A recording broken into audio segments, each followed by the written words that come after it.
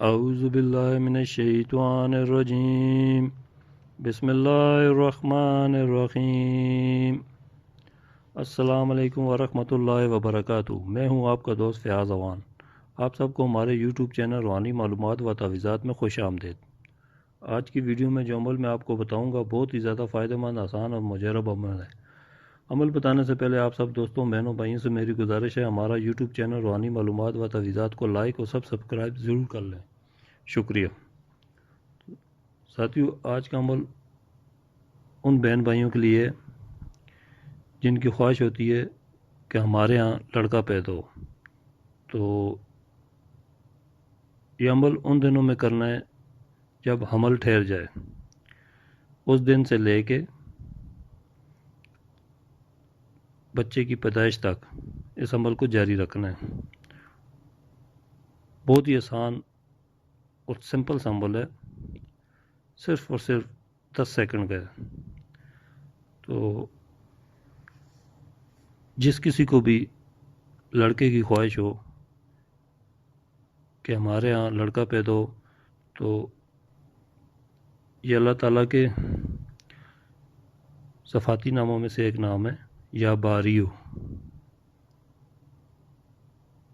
تو اس اسم پاک کو جو آپ کی اسکرین پہ نظر بھی آ رہا ہوگا، یا باریو کو صرف 10 بار پڑھ لیں۔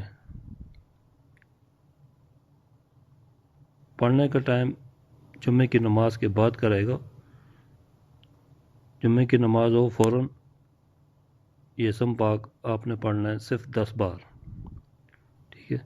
10 بار پڑھنے سے پہلے اول اور آخر ایک مرتبہ درود ابراہیمی پڑھ لیں، تو انشاءاللہ